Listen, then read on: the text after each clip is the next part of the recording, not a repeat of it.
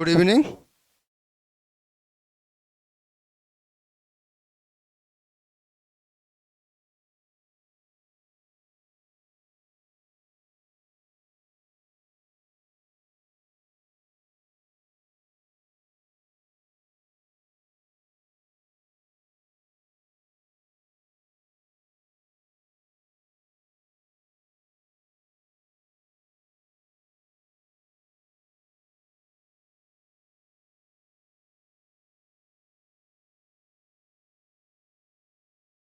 Good evening everyone.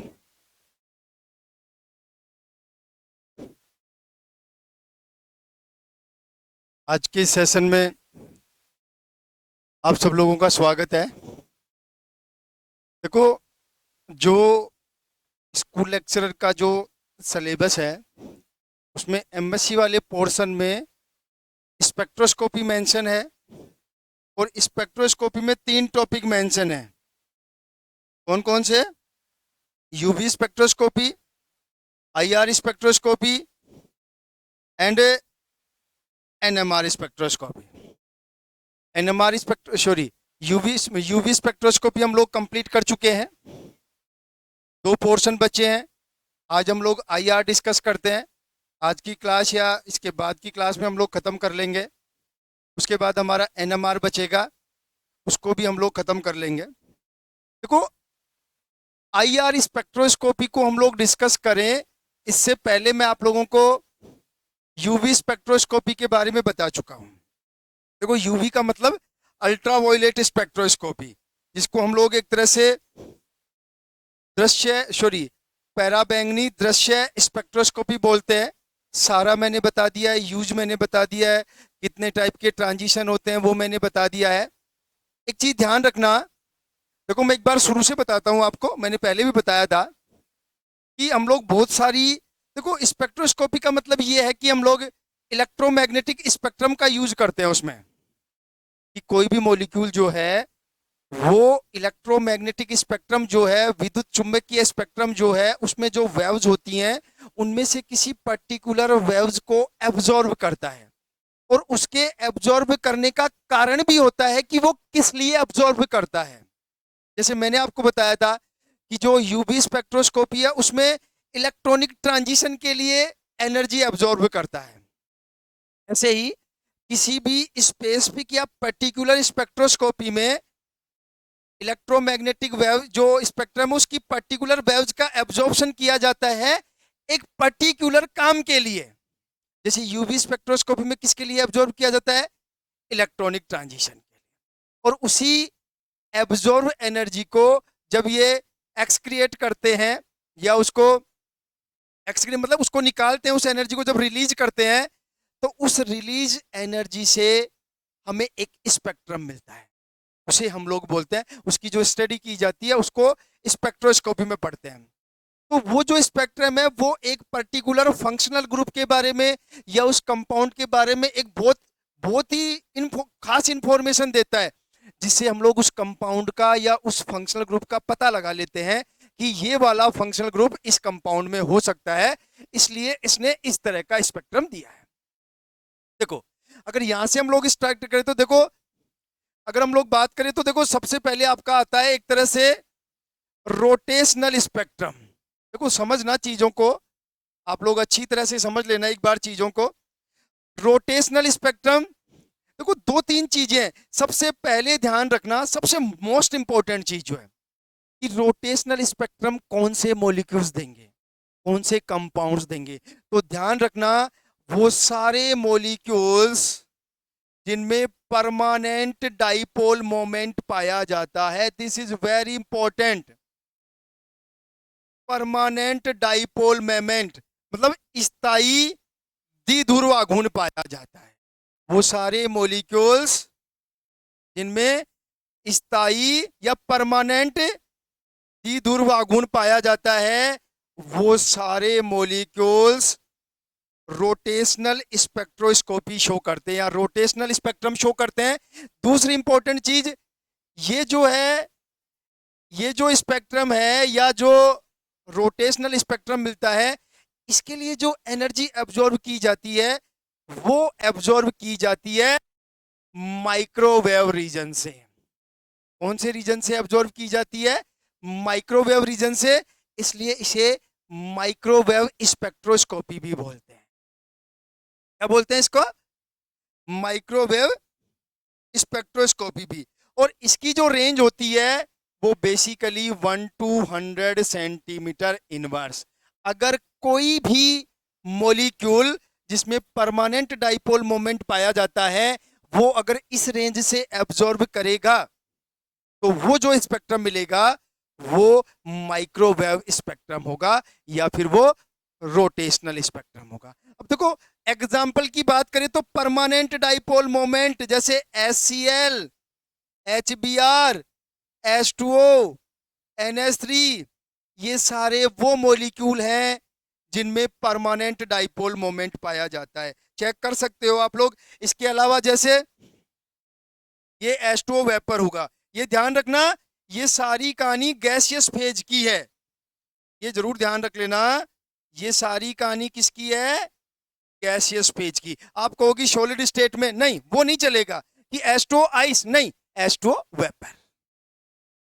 मतलब यहां पे हम लोग कह सकते हैं कि रोटेशनल स्पेक्ट्रम वो गैसियस मॉलिक्यूल शो करते हैं, ध्यान रख लेना, वो गैसियस मॉलिक्यूल शो करते हैं जिनमें परमानेंट डाइपोल मोमेंट पाया जाता है। और एग्जांपल्स मैंने बता दिए, HCl, HBr, H2O, NH3, इसके अलावा NO ले लो, CO ले लो, इन सारे मॉलिक्यूल्स में परमानेंट डाइपोल मोमेंट पाया जाता है। इसके अलावा देखो अगर हम लोग बात करें यहाँ पे H2, Cl2, Br2, देखो इन मॉलिक्यूल्स में परमानेंट डाइपोल मोमेंट नहीं पाया जाता है। और परमानेंट डाइपोल मोमेंट नहीं पाया जाता तो ये सारे मॉलिक्यूल्स जो हैं वो रोटेशनल स्पेक्ट्रम शो नहीं करते हैं, ध्यान रख लेना। तो जो वो मॉलिक्यूल्स मैंने बता दिए हैं जो रोटेशनल स्पेक्ट्रम शो करते हैं, और वो मॉलिक्यूल्स भी मैंने बता दिए हैं जो रोटेशनल स्पेक्ट्रम शो नहीं करते हैं। पहली चीज खत्म हो गई है जिसपे हम लोगों ने डिस्कस कर लिया है रोटेशनल स्पेक्ट्रम के बारे में। इसके बारे में डिस्कस किया हमने, रोटेशनल स्पेक्ट्रम के बारे में, ठीक है। दूसरे नंबर पे हम लोग आ जाते हैं हमारे वाइब्रेशनल स्पेक्ट्रम के बारे में। इसकी बात करेंगे हम लोग, वाइब्रेशनल स्पेक्ट्रम के बारे में हम लोग बात करेंगे, ठीक है। और इसी को हम लोग IR स्पेक्ट्रम भी बोलते हैं, ध्यान रखना। इसी के बारे में हमें डिटेल में पढ़ना है, यही हमारा सेकंड पार्ट है, ध्यान रख लेना, ठीक है।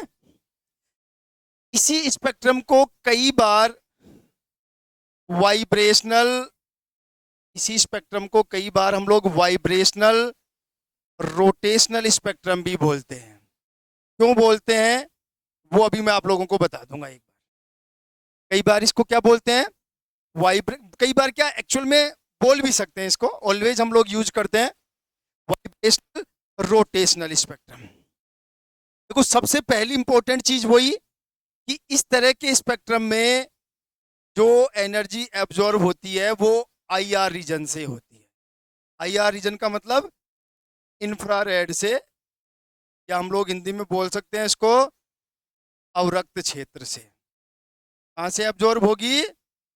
अवरक्त क्षेत्र से एनर्जी एब्जॉर्ब होगी। दूसरी इंपॉर्टेंट चीज, तीसरी इंपॉर्टेंट चीज ये आती है कि वाइब्रेशनल स्पेक्ट्रम कौन से मॉलिक्यूल शो करते हैं।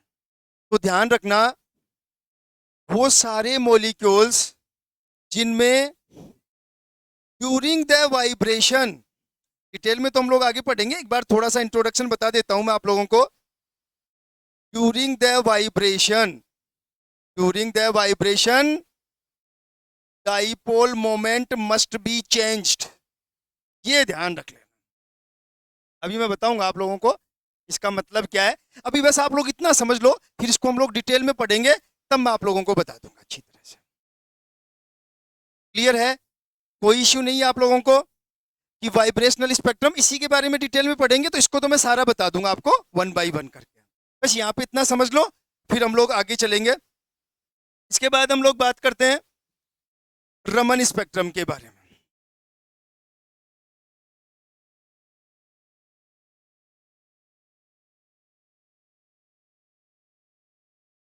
इसके बाद हम लोग बात करते हैं रोटेशनल स्पेक्ट्रम के, सॉरी, इसके बाद हम लोग बात करते हैं रमन स्पेक्ट्रम के बारे में।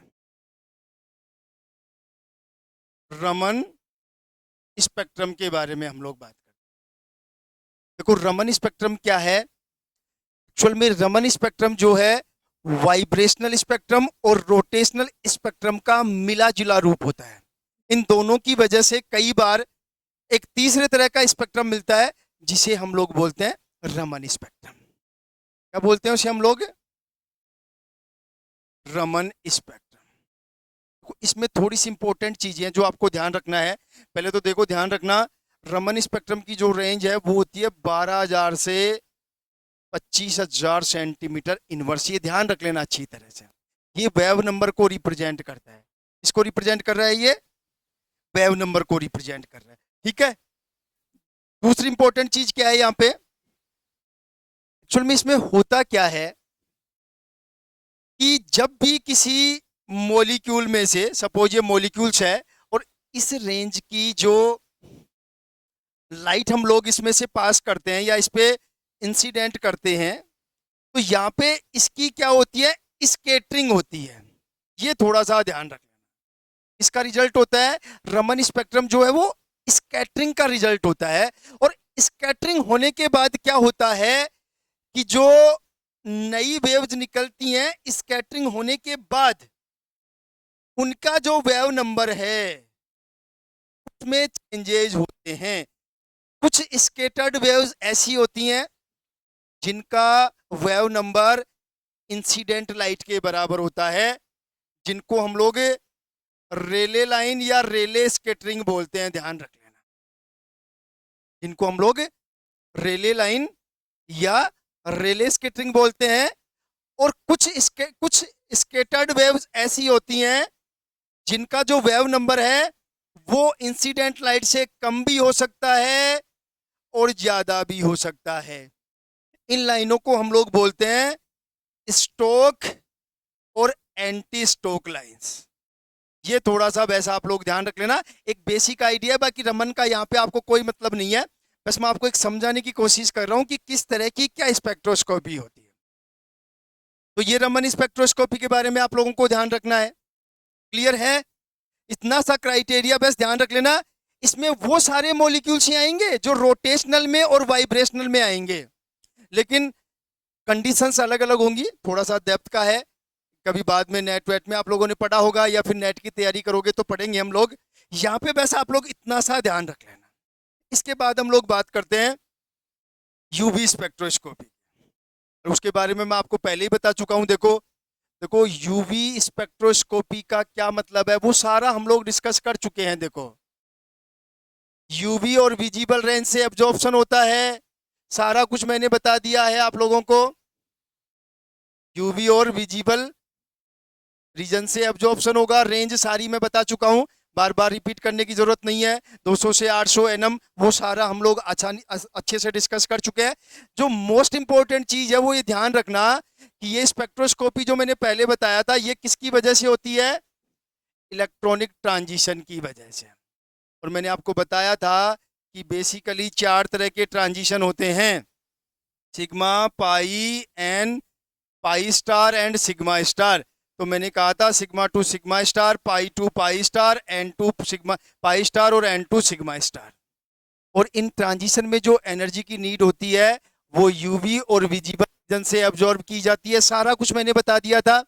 बट सबसे इंपॉर्टेंट चीज ये है कि आपको पता है कि सारे मॉलिक्यूल्स में इलेक्ट्रॉन्स पाए जाते हैं। ये जो कहानी है, ये वाली जो बॉन्ड वाली कहानी है, सिग्मा और पाई बॉन्ड, कोई भी मॉलिक्यूल हो सिग्मा बॉन्ड तो होता ही है उसमें। तो यहाँ आपको सोचने की जरूरत नहीं है। तो ध्यान रखना, अगर आपसे पूछा जाए कि कौन सा मॉलिक्यूल इलेक्ट्रॉनिक स्पेक्ट्रोस्कोपी शो करता है, तो आप बताना कि सारे मॉलिक्यूल्स, वो भी जो भी मॉलिक्यूल जिसमें सिग्मा बॉन्ड है वो सारे मॉलिक्यूल्स यूवी स्पेक्ट्रोस्कोपी शो करते हैं। क्योंकि आपको पता है कि अगर एक भी सिग्मा बॉन्ड है तो उसमें सिग्मा टू सिग्मा ट्रांजिशन तो होगा ही, और sigma to sigma star transition होगा तो वो कंफर्म है, 100% है कि वो यूवी स्पेक्ट्रम शो करेगा। ठीक है। इसके बाद देखो एक दो तरह की स्पेक्ट्रोस्कोपी और है। एक हम लोग बात करेंगे एनएमआर की, और एनएमआर जो है वो रेडियो वेव्स से अवशोषण करता है। एनएमआर के लिए कहाँ से अवशोषण होता है? रेडियो तरंगों का अवशोषण होता है। ध्यान रख लेना। एक ईएसआर होता है, इलेक्ट्रॉन स्पिक रेजोनेंस, और ये न्यूक्लियर मैग्नेटिक रेजोनेंस, और इसके लिए जो एब्जॉर्प्शन होता है वो माइक्रोवेव से होता है, सूक्ष्म तरंगों का अवशोषण होता है। ध्यान रख लेना, अच्छी तरह से ध्यान रख लेना। कौन सी तरंगों का अवशोषण होता है? माइक्रोवेव्स का अवशोषण होता है। और देखो ये इलेक्ट्रोमैग्नेटिक स्पेक्ट्रम आप लोगों को पता होना चाहिए कि कहाँ की क्या क्या है, सारा मामला आप लोगों को पता होना चाहिए। ठीक है। X rays, gamma rays, UV, visible, IR, microwave, radio waves, वो सारा एक रेंज मैंने आप लोगों को बताया है, वो सारा आप लोगों को पता होना चाहिए। अब देखो एक चीज मैंने अभी आप लोगों को बताई थी, वो और समझ लो। एक्चुअल में देखो होता क्या है, एक जनरल क्राइटेरिया मैं बता देता हूं आप लोगों को। देखो इस तरह के एनर्जी लेवल्स होते हैं।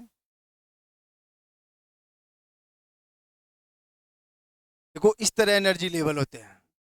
देखो मान लो हम लोग यहाँ पे बात कर लें, ये आपके एनर्जी लेवल्स हैं, ये इलेक्ट्रॉनिक एनर्जी लेवल है। मान लो इलेक्ट्रॉनिक एनर्जी लेवल है, तो इसको हम लोग बोल देंगे यहाँ पे, देखो इसको हम लोग बोल देंगे E1, E2 और E3। इस दो एनर्जी लेवल के बीच में बहुत सारे वाइब्रेशनल एनर्जी लेवल्स होते हैं। अगर हम लोग वाइब्रेशनल एनर्जी लेवल्स की बात करें तो सपोज ये आपके वाइब्रेशनल एनर्जी लेवल्स हो गए।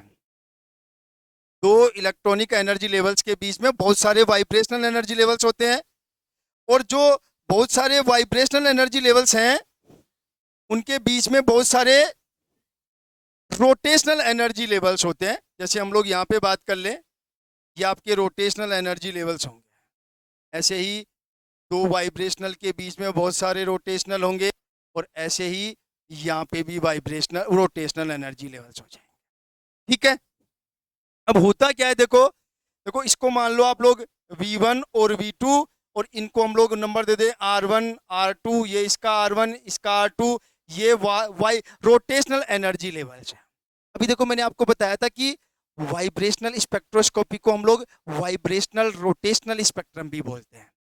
क्यों? क्योंकि देखो आप लोग देखो कि अगर कोई इलेक्ट्रॉनिक ट्रांजिशन होता है, सपोज कोई इलेक्ट्रॉन यहाँ से यहाँ जा रहा है, इसका मतलब उसमें वाइब्रेशनल, देखो वाइब्रेशनल ट्रांजिशन भी हो गए, और वाइब्रेशनल ट्रांजिशन के साथ उसमें रोटेशनल ट्रांजिशन भी हो गए। अब हम लोग बात कर रहे थे वाइब्रेशनल स्पेक्ट्रम की, तो मान लो कोई भी मॉलिक्यूल है, उसमें सपोज ये वाइब्रेशनल ट्रांजिशन हो रहा है। कौन सा ट्रांजिशन हो रहा है? वाइब्रेशनल ट्रांजिशन हो रहा है। लेकिन जैसे ही वाइब्रेशनल ट्रांजिशन हुआ, उसके साथ रोटेशनल ट्रांजिशन भी हो गया है। क्या हो गया? उसके साथ रोटेशनल ट्रांजिशन भी हो गया है। इसलिए इस वाइब्रेशनल स्पेक्ट्रोस्कोपी को वाइब्रेशनल रोटेशनल स्पेक्ट्रोस्कोपी भी बोलते हैं। लेकिन ध्यान रखना, अगर हम लोग फर्स्ट ग्रेड की सिलेबस की बात करें तो हमारे पास केवल 3 इंपॉर्टेंट चीजें, यूवी जो हम लोग डिस्कस कर चुके हैं, आईआर जो हम लोग डिस्कस करने वाले हैं, और तीसरा मोस्ट इंपॉर्टेंट एनएमआर जो हम लोग आगे डिस्कस करेंगे। क्लियर है? कोई इश्यू तो आप लोग पूछ लेना। अब हम लोग हमारे टारगेट पे आ जाते हैं, जो हमें पढ़ना है। ये मैंने आपको एक ब्रीफ इंट्रोडक्शन बताया है, एक आइडिया आपको लग जाए कि किस तरह के मॉलिक्यूल्स किस तरह की स्पेक्ट्रोस्कोपी या किस तरह का स्पेक्ट्रम देंगे। तो अब हम लोग हमारा टारगेट स्टार्ट करते हैं, और टारगेट हमारा है UV spectroscopy, sorry IR spectroscopy. देखो एक एक करके मैं एग्जीक्यूशन आप लोगों को बता देता हूं। देखो हम लोग बात कर रहे हैं आईआर स्पेक्ट्रोस्कोपी। एक एक चीजें आपको ध्यान रखनी है। वैसे तो देखो पूरी स्पेक्ट्रोस्कोपी से एक ही क्वेश्चन आएगा, लेकिन फिर भी आपको पढ़ना चाहिए। देखो आईआर स्पेक्ट्रोस्कोपी में होता क्या है, मैं बता देता हूं कि अगर आपके पास कोई भी मॉलिक्यूल है, और उस मॉलिक्यूल में जो कोवेलेंट सिग्मा बॉन्ड होता है, ध्यान रख लेना, या फिर हम लोग बहुत सिंपल बोलते कोवेलेंट बॉन्ड होता है। आयनिक नहीं, कोई भी मॉलिक्यूल है और उस मॉलिक्यूल में जो कोवेलेंट बॉन्ड होता है, कौन सा बॉन्ड होता है? कोवेलेंट बॉन्ड होता है। ये कोवेलेंट बॉन्ड जो है वो हमेशा एक स्प्रिंग के भांति वर्क करता है, लाइक ए स्प्रिंग बिहेव करता है। ये जो बॉन्ड है, कोई भी मॉलिक्यूल है उसमें जो कोवेलेंट बॉन्ड है वो सिग्मा भी हो सकता है, पाई भी हो सकता है। कोवेलेंट बॉन्ड है वो वर्क्स एज ए स्प्रिंग, और स्प्रिंग में आपको पता ही है, स्प्रिंग में क्या होते हैं? वाइब्रेशन होते हैं। स्प्रिंग का सबको पता है, स्प्रिंग में क्या होते हैं? वाइब्रेशन होते हैं।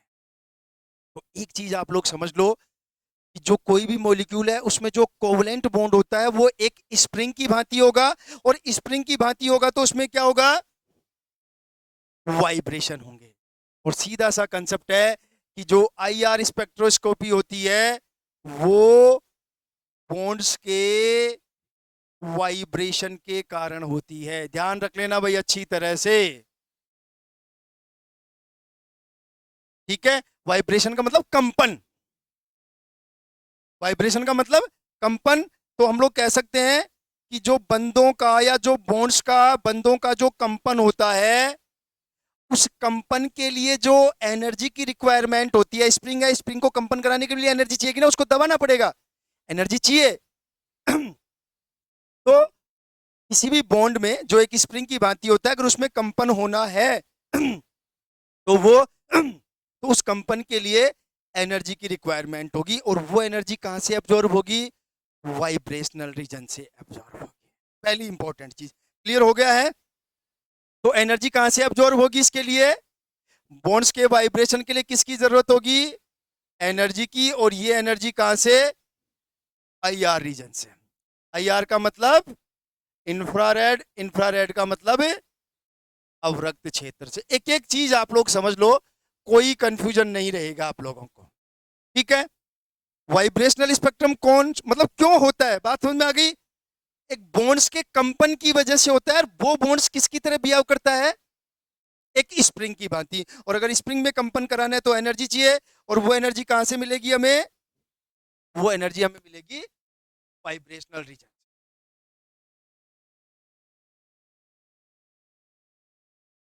दूसरी इंपॉर्टेंट चीज, यूज ऑफ आईआर। आईआर की स्टडी हम लोग क्यों करते हैं? तो देखो, आईआर का सबसे इंपॉर्टेंट जो यूज है वो एक तो यूज है फंक्शनल ग्रुप डिटर्मिनेशन। बहुत इंपॉर्टेंट है, ध्यान रख लेना। फंक्शनल ग्रुप डिटर्मिनेशन मतलब अगर आपको कोई ये पूछ ले कि आपको 3-4 कंपाउंड दिए हैं या एक कंपाउंड दिया है, और उसमें अगर फंक्शनल ग्रुप का पता लगाना है, क्रियात्मक समूह का पता लगाना है, तो आप कौन सी स्पेक्ट्रोस्कोपी यूज करोगे? तो आप लोग उसका आंसर करके आना IR spectroscopy. IR spectroscopy use की जाती है क्रियात्मक समूह का पता लगाने के लिए। और दूसरा इंपॉर्टेंट जो यूज है, identification of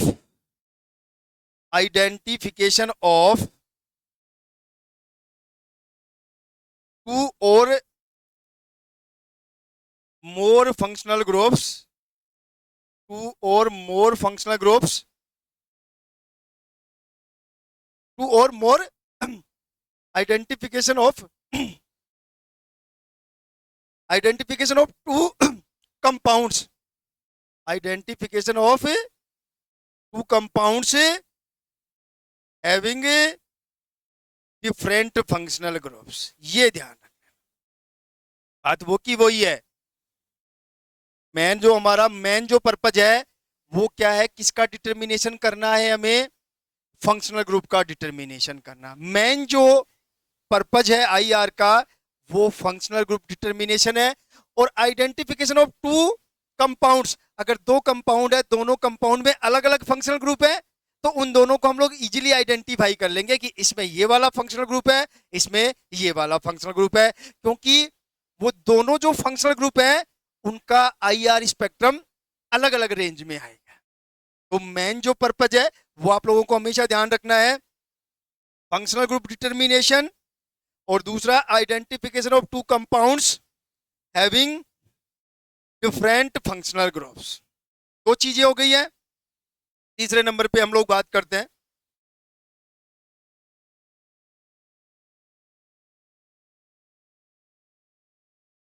Y molecules shows IR spectrum. मैं पहले भी बता चुका हूं, दोबारा बता रहा हूं कि मॉलिक्यूल्स आईआर स्पेक्ट्रम क्यों शो करते हैं। तो मैंने पहले भी बताया है, because of vibration of bonds as well as atoms. क्योंकि आपको पता है बॉन्ड्स वाइब्रेट करेंगे तो एटम भी तो वाइब्रेट कर जाएंगे। अरे बॉन्ड बॉन्ड छोटे होंगे बड़े होंगे तो एटम्स भी अपनी पोजीशन चेंज करेंगे ना। तो ध्यान रख लेना, जो आईआर स्पेक्ट्रम हमें मिलता है या जो मॉलिक्यूल्स आईआर स्पेक्ट्रम शो करते हैं वो किस कारण से शो करते हैं? Because of vibration of bonds, दो एटम के बीच में जो बॉन्ड होता है उसकी वाइब्रेशन की वजह से, एज वेल एज एटम्स। क्योंकि जब बॉन्ड वाइब्रेट होगा तो एटम्स भी तो वाइब्रेट करेंगे। तो हम लोग सिंपल तरीके से क्या लिख सकते हैं कि कोई भी मॉलिक्यूल आईआर स्पेक्ट्रम इसलिए शो करता है क्योंकि उसके बॉन्ड्स में या उसके एटम्स में क्या होता है? वाइब्रेशन होता है। आप स्प्रिंग को हमेशा ध्यान रखना, बिल्कुल भी कंफ्यूज होने की जरूरत नहीं है। आप तो केवल स्प्रिंग को ध्यान रखना कि स्प्रिंग में जो वाइब्रेशन होते हैं वैसे ही किसी बॉन्ड में वाइब्रेशन होते हैं, और उस बॉन्ड के वाइब्रेशन की वजह से जो है मॉलिक्यूल्स आईआर स्पेक्ट्रम शो करता है। क्लियर है भाई? नेक्स्ट देखो, नेक्स्ट हमारा है विच मॉलिक्यूल्स शो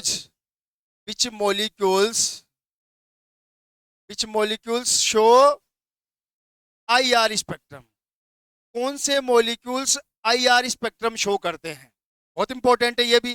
तो मैंने अभी बताया था कि वो सारे मॉलिक्यूल्स जिनमें ड्यूरिंग द वाइब्रेशन, वापस याद रख लेना, during the vibration dipole moment must be changed. Dipole moment must be change. आप समझ होंगे इसका मतलब, इस कोई भी मॉलिक्यूल जिसमें चाहे परमानेंट डाइपोल मोमेंट हो चाहे नहीं हो, लेकिन ड्यूरिंग द वाइब्रेशन, जब उसके बॉन्ड वाइब्रेट होते हैं या कंपन करते हैं, उस कंपन के दौरान डाइपोल मोमेंट में चेंज होना चाहिए। सबसे मस्ट कंडीशन ये है। इसका मतलब क्या है? हम लोग कह सकते हैं कि जैसे ये बॉन्ड है हमारा, NH है, OH है। देखो एक और इंपॉर्टेंट चीज मैं बताता हूं कि डाइपोल मोमेंट का तो सबको ही पता है। डाइपोल मोमेंट का फॉर्मूला क्या होता है? म्यू बराबर E into D, electronic charge and distance between two atoms. तो सीधा सा मतलब है यार, जब बॉन्ड, कोई भी बॉन्ड जब कंपन करेगा, वाइब्रेशन करेगा, तो बॉन्ड लेंथ कम ज्यादा होगी। और जब बॉन्ड लेंथ कम ज्यादा होगी तो ऑब्वियस सी बात है कि डाइपोल मोमेंट में भी चेंज होगा। और जब डाइपोल मोमेंट में चेंज होगा तो वो जो मॉलिक्यूल है जिसमें बॉन्ड जो है वाइब्रेट कर रहे हैं वो आईआर स्पेक्ट्रम शो करेगा। तो देखो बहुत इंपॉर्टेंट चीज है कि अगर इस टाइप का कोई भी बॉन्ड है, और भी बात करेंगे हम लोग, लेकिन देखो एक चीज और मैं बताऊं आप लोगों को। जैसे हम लोग बात करें CO2 की, तो देखो CO2 में अब इसका डाइपोल मोमेंट 0 है, फिर भी ये आईआर एक्टिव होती है, फिर भी ये आईआर स्पेक्ट्रम देता है। कब देगा कब नहीं देगा वो हम लोग बात करेंगे आगे, क्योंकि कुछ चीजों को समझना जरूरी है। मैंने क्या बोला कि आईआर स्पेक्ट्रम के लिए during the vibration dipole moment में चेंज होना चाहिए। अब सपोज देखो ये वाला बॉन्ड इधर शिफ्ट हो और ये वाला बॉन्ड इधर शिफ्ट हो बराबर, तो इसके डाइपोल मोमेंट में चेंज नहीं होगा। तो इस कंडीशन में ये आईआर स्पेक्ट्रम शो नहीं करेगा, क्योंकि इधर का जितना डाइपोल मोमेंट होगा उतना ही इधर का डाइपोल मोमेंट होगा, और दोनों एक दूसरे को क्या कर देंगे? क्रॉस कर देंगे। लेकिन अगर ऐसा हो कि ये बॉन्ड इधर शिफ्ट हो और ये बॉन्ड भी इधर शिफ्ट हो, तो ये वाली बॉन्ड लेंथ कम हो जाएगी, ये वाली बॉन्ड ज्यादा हो जाएगा। इसका मतलब इसका डाइपोल मोमेंट इस कंडीशन में, जब ये वाला बॉन्ड भी इधर शिफ्ट हो और ये वाला बॉन्ड भी इधर हो, तो ये बॉन्ड लेंथ कम होगी, ये बॉन्ड लेंथ ज्यादा होगा। इसका मतलब इधर का डाइपोल मोमेंट और इधर का डाइपोल मोमेंट बराबर नहीं होगा। इसका मतलब इस कंडीशन में कुछ ना कुछ डाइपोल मोमेंट होगा। इस कंडीशन में ये आई आर एक्टिव होगा। आई आर एक्टिव होगा मीन्स ये dipole sorry I R spectrum show करेगा। अभी मैं और बताऊंगा, अभी केवल हम लोग बेसिक जानकारी ले रहे हैं, फिर हम लोग पर्टिकुलर CO2 का एग्जांपल ले लेंगे जब हम लोग पढ़ लेंगे टाइप्स ऑफ वाइब्रेशन, तब आपको समझ में आएगी। क्योंकि एक फंडा और अटका हुआ है बीच में जो हम लोग पढ़ेंगे, टाइप्स ऑफ वाइब्रेशंस। क्लियर है? नेक्स्ट क्वेश्चन आता है आईआर स्पेक्ट्रोस्कोपी के बारे में। Source of IR light. अब देखो ऐसा तो है नहीं कि स्पेक्ट्रम को हम लोग कोई खुले आसमान के नीचे बैठ के लेते हैं, कोई मतलब नहीं है। स्पेक्ट्रम हमेशा बंद कमरे में लिया जाता है, तो बंद कमरे में सूर्य की लाइट कहां से आएगी भाई? तो उसके लिए फिर हमें आईआर लाइट चाहिए, तो हम लोग आर्टिफिशियली जनरेट करेंगे।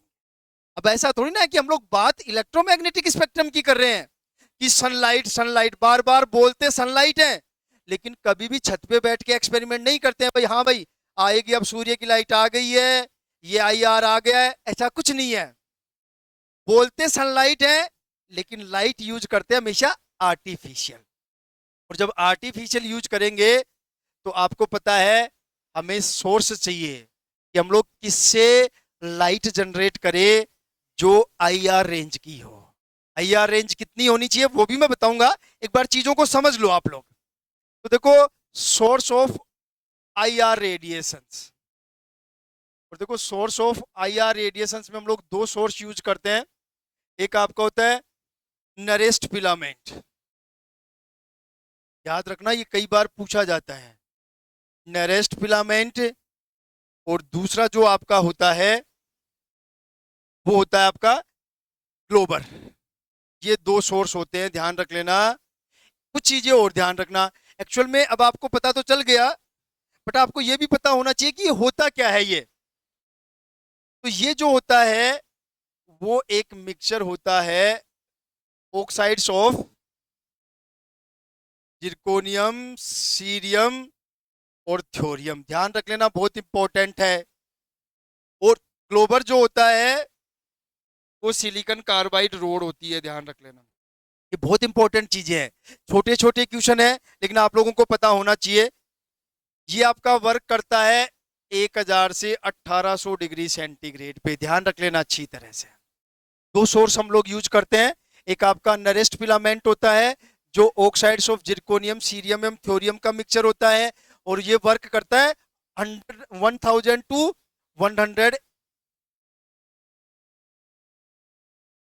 1800 डिग्री सेंटीग्रेड पे। और दूसरा सोर्स होता है हमारा ग्लोबर, जो कि क्या होता है सिलिकॉन कार्बाइड की रोड होती है। जब इन सोर्स को हम लोग यूज करते हैं तो इनसे जो लाइट क्रिएट होती है वो होती है आईआर लाइट जनरेट होती है, और उस आईआर को हम लोग यूज करते हैं फिर आईआर स्पेक्ट्रम। क्लियर है यहां तक? देखो मेरा पर्पज अलग है, आप लोगों को मैंने एक एक आपको एज ए क्वेश्चन चीजें समझा दी हैं। जो चीजें आपके माइंड में आती हैं सबसे पहले कि यार स्टार्ट कहां से करें, वो सारी चीजें मैंने बता दी आप लोग। ठीक है, अब देखो सबसे इंपॉर्टेंट चीजों पे आते हैं हम लोग।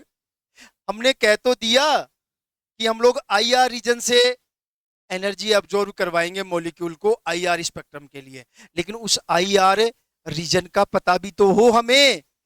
तो देखो ध्यान रखना, ये बड़ा इंपॉर्टेंट कंसेप्ट है कि आपका आईआर रीजन होता कहां पे है। जो इलेक्ट्रोमैग्नेटिक स्पेक्ट्रम होता है उसका आईआर रीजन कहां होता है, ये आप लोगों को ध्यान रखना है। देखो इसके लिए आप लोग एक तरह से 3 रेंज बनानी है, मैं बता देता हूं आप लोगों को। इस तरह से आपको 3 रेंज बनानी है, अच्छी तरह से समझ लेना। देखो देखो यहां से स्टार्ट होता है 50, 667, 1250, सॉरी इसको आप लोग 4000 करो, 4000, और इसको आप लोग करो 12500। ये सारा देखो सेंटीमीटर इनवर्स में है, ये आप लोग जरूर ध्यान रखें। किस में है, सेंटीमीटर इनवर्स में है। इसको बोलते हैं नियर आईआर। ये नियर आईआर होता है, ये प्रॉपर आईआर है, और ये फार आईआर है। मतलब आईआर को भी 3 रीजन में हमने डिवाइडेड कर दिया। ये नियर आईआर, देखो ध्यान रखना, इसको मैंने 50 से स्टार्ट किया है, 1 से 100 सेंटीमीटर इनवर्स मैंने आपको पहले ही बता दिया है। क्या बताया था मैंने इसमें, रोटेशनल स्पेक्ट्रोस्कोपी। ये आप लोग ध्यान रखना सब कुछ। इससे 12,500 से लेकर के 25,000 तक मैंने क्या बताया है, रमन स्पेक्ट्रोस्कोपी। देखो तरीके से याद करोगे तभी चीजें याद रहेंगी। आप ऐसा चाहो कि यार मैं रट लूं या ऐसे कर लूं, इट इज नॉट पॉसिबल। आ गया, क्लियर कंसेप्ट हो गया। अगर देखो इसी को हम लोग माइक्रोन में ले, अगर हम लोग, ये तो देखो वेव नंबर में हो गया, अगर इसको हम लोग लैम्डा में लें तो इसके लिए माइक्रोन यूज किया जाता है, और वो स्टार्ट होता है 200 माइक्रोन। यहाँ पे आप लोग करना 15 माइक्रोन, यहाँ पे आप करना 2 माइक्रोन, और यहाँ पे आप लोग करना 0.8 माइक्रोन। ठीक है, देखो कुछ चीजें अब आपको पता होनी चाहिए। ये वेव नंबर है और ये लैम्डा है, मतलब वो तरंग संख्या है और ये तरंग दैर्घ्य है। अब देखो आपस में कुछ इंपॉर्टेंट चीजें जहां पे सबसे बड़ा कंफ्यूजन होता है आपको, आपको वेव नंबर को और जो वेवलेंथ है उसका आपस में कन्वर्जन पता होना चाहिए। क्योंकि आप लोग ये सोचते हो कि कभी क्या लिखा जाता है, कभी क्या लिखा जाता है। तो देखो सबसे इंपॉर्टेंट चीज तो ध्यान रखना, 1 माइक्रोन मीटर बराबर होता है 10⁻⁻⁴, या फिर सिंपल हम लोग लिख दें, 1 मिनट में बता देता हूं। 1 माइक्रोन बराबर होता है 10⁻⁻⁴ सेंटीमीटर। अब आपको ज्यादा दिमाग लगाने की जरूरत नहीं है, इसको मैं मीटर में लिखूंगा तो क्या लिखूंगा, 10⁻⁻⁶ मीटर। देखो ये हमेशा ध्यान रखना है आपको। अगर आपको बोलते माइक्रोमीटर तो 10⁻⁻6 कर देना, और आपको कहते माइक्रो सेंटीमीटर तो आप कर देना 10⁻⁴ सेंटीमीटर। ये सबसे पहली इंपॉर्टेंट चीज यही है आपकी, क्योंकि देखो सबसे बड़ा जो कंफ्यूजन है वो यही होता है ना, बच्चे को पता ही नहीं है यार उसको पढ़ना क्या है, उसको कन्वर्जन कैसे करवाना है। तो वेवलेंथ को वेव नंबर में कैसे कन्वर्ट करेंगे, और वेव नंबर को वेवलेंथ में कैसे कन्वर्ट करेंगे। तो सबसे पहले तो आपको ये पता होना चाहिए कि 1 माइक्रोन जो होता है वो किसके बराबर होता है, 10⁻⁻⁴ सेंटीमीटर, या फिर 10⁻⁻�6 सेंटीमीटर। फर्स्ट ऑफ जो सबसे पहली चीज है। दूसरा मैं बताता हूं, एक चीज हमेशा ध्यान रखना, जो वेव नंबर होता है वो 1/λ के इनवर्सली प्रोपोर्शनल होता है, हमेशा ध्यान रखना। इसका मतलब यहां से क्या निकल के आया कि अगर आपके पास 1 माइक्रोन है और उसको मैं वेव नंबर में कन्वर्ट करूं तो कितना आएगा। तो देखो अब आप लोग समझो, मैंने अभी बताया है वेव नंबर बराबर लैम्डा, और सपोज 1 माइक्रोन मैं ले लेता हूं, और 1 माइक्रोन बराबर सबको पता है, देखो समझो आप लोग, और 1 माइक्रोन बराबर सबको पता है, म्यू बराबर कितना लिखूंगा, म्यू बार बराबर 1/10⁻⁴ सेंटीमीटर। सॉरी इनवर्स नहीं आएगा, इनवर्स तो ऊपर आएगा, 4 सेंटीमीटर। अगर मैं इसको अब ऊपर लेके आऊंगा तो क्या होगा, 10⁻⁴ सेंटीमीटर इनवर्स। ये आप लोग अच्छी तरह से समझ लो।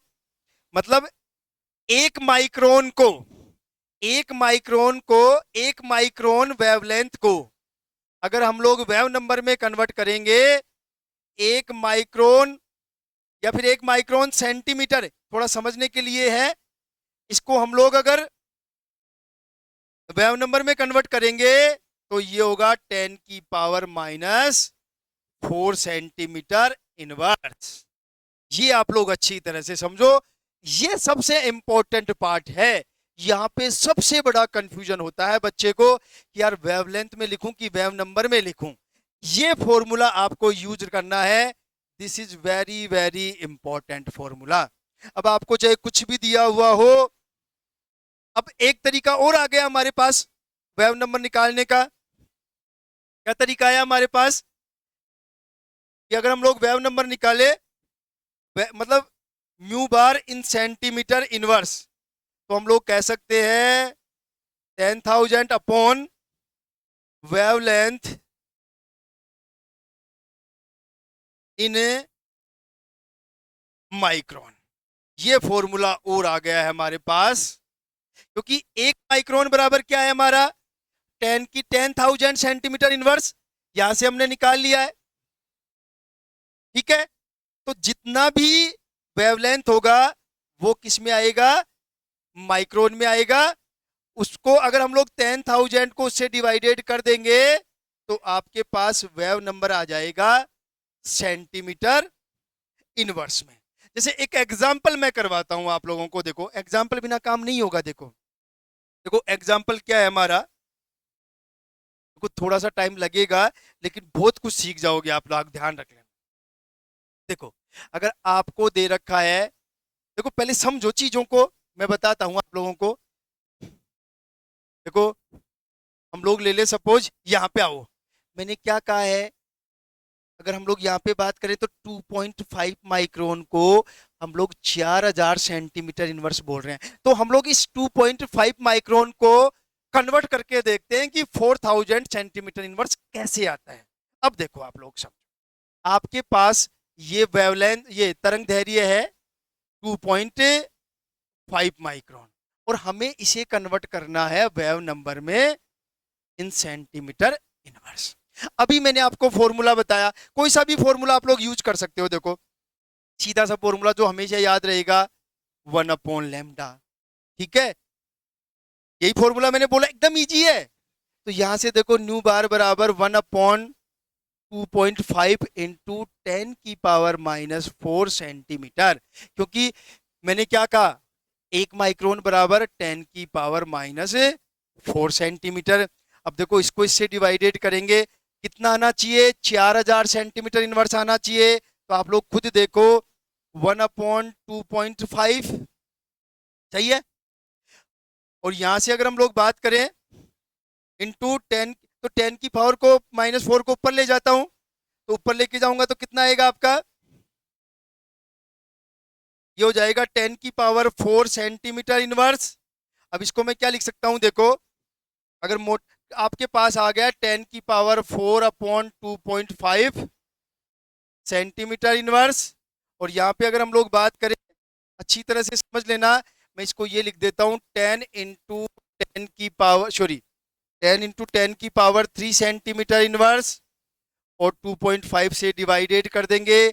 2.5 से इसको काटेंगे तो 4 इंटू 10⁻³ सेंटीमीटर इनवर्स।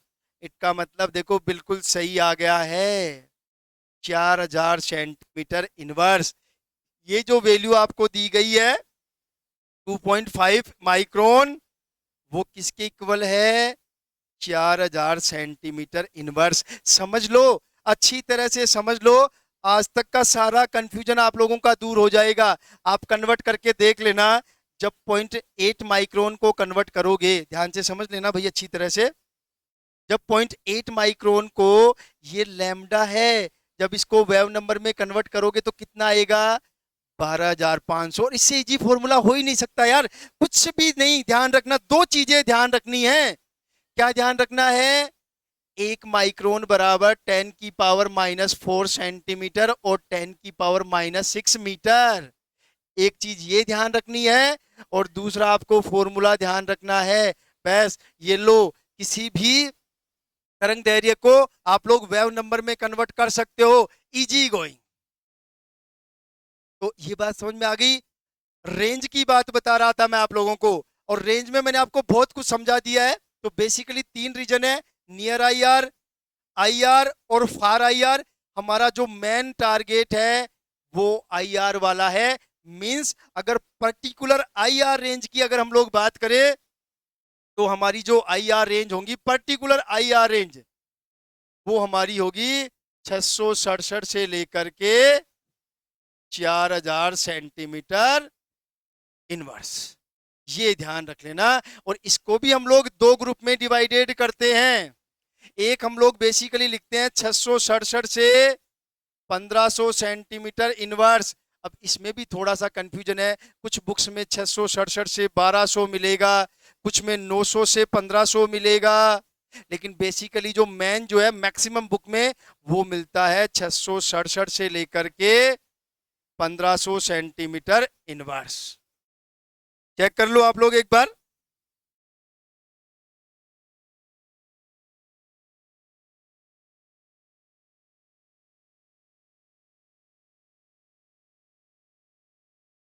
ठीक है, तो इसको तो बोलते हैं फिंगरप्रिंट रीजन। ध्यान से समझना, देखो भाई बहुत इंपॉर्टेंट चीज है, ये तो सीधा सीधा ही क्वेश्चन पूछ लेता है। फिंगरप्रिंट रीजन, और दूसरा हमारा होता है बेसिकली 1500 से लेकर के 4000 सेंटीमीटर इनवर्स, इसको बोलते हैं ग्रुप रीजन। देखो डिफरेंस क्या है मैं बता देता हूं। देखो किसी भी फंक्शनल ग्रुप की वजह से जो आईआर स्पेक्ट्रम मिलता है, स्पेसिफिक फंक्शनल ग्रुप के लिए वो मिलता है 1500 से लेकर के 4000 सेंटीमीटर इनवर्स। वो हम लोग डिस्कस करेंगे कौन से फंक्शनल ग्रुप के लिए कितने सेंटीमीटर इनवर्स पे मिलेगा, लेकिन पहले आप लोग समझ लो। लेकिन ध्यान रखना, पर्टिकुलर कंपाउंड्स के लिए, पर्टिकुलर कंपाउंड्स के लिए कुछ स्पेसिफिक आईआर स्पेक्ट्रम होते हैं जो अपने आप में यूनिक होते हैं। जैसे एक कंपाउंड का, कोई भी कंपाउंड है, उसका जो इस रीजन में जो स्पेक्ट्रम मिलेगा ना, वो कभी भी दूसरे कंपाउंड के साथ मैच नहीं कर सकता, इसीलिए तो इसको बोलते हैं फिंगरप्रिंट रीजन। और ये बेसिकली ये मान के चलो, अभी मैं बताऊंगा कि जो हमारे जो वाइब्रेशंस होते हैं वो दो तरह के होंगे, एक स्ट्रेचिंग और एक बेंडिंग, एक तनन कंपन और एक बंकन कंपन। तो जो बंकन कंपन होते हैं, जो बेंडिंग स्ट्रेचिंग होती है, सॉरी जो बेंडिंग वाइब्रेशंस होते हैं, उन बेंडिंग वाइब्रेशंस की वजह से मिलता है। बस ये ध्यान रखना, जैसे फिंगरप्रिंट का मतलब आप समझते हो ना, जैसे आजकल आधार उधार बहुत सारी जगह, हर जगह फिंगरप्रिंट यूज होता है, तो एक आदमी का अपना अलग ही फिंगरप्रिंट होता है, पूरे वर्ल्ड में उसके जैसा फिंगरप्रिंट किसी का नहीं होगा। वैसे ही सेम इस रीजन में अगर किसी कंपाउंड का कोई आईआर स्पेक्ट्रम आ गया, तो पूरे यूनिवर्स में उस जैसा स्पेक्ट्रम किसी दूसरे कंपाउंड का नहीं होगा। बट इस रीजन की बात हो रही है 667 से लेकर के 1500 सेंटीमीटर इनवर्स, इसलिए इसको बोलते हैं फिंगरप्रिंट रीजन। और ये जो 1500 से 4000 वाला है, इसमें सारे फंक्शनल ग्रुप जो भी ऑर्गेनिक केमिस्ट्री में पढ़ते हो, उन सारे फंक्शनल ग्रुप का आईआर स्पेक्ट्रम आता है। किसका कहां पे आएगा वो मैं बता दूंगा, वो हम लोग आगे की क्लास में डिस्कस करेंगे।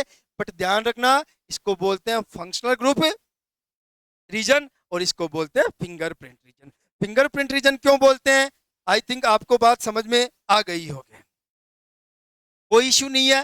देखो एक एक चीजें, बेसिक बेसिक चीजें मैं बता दी है, क्योंकि ये सब चीजें बताना जरूरी है। बच्चा नेट जेआरएफ कर लेता है लेकिन बेसिक पता नहीं होता है उसका। आईआर स्पेक्ट्रोस्कोपी का बेसिक बहुत जरूरी है।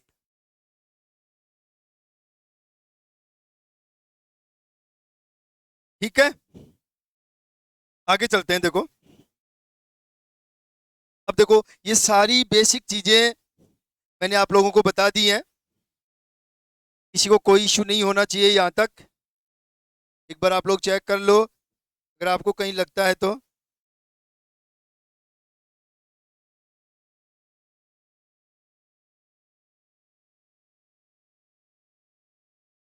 एक मिनट बस।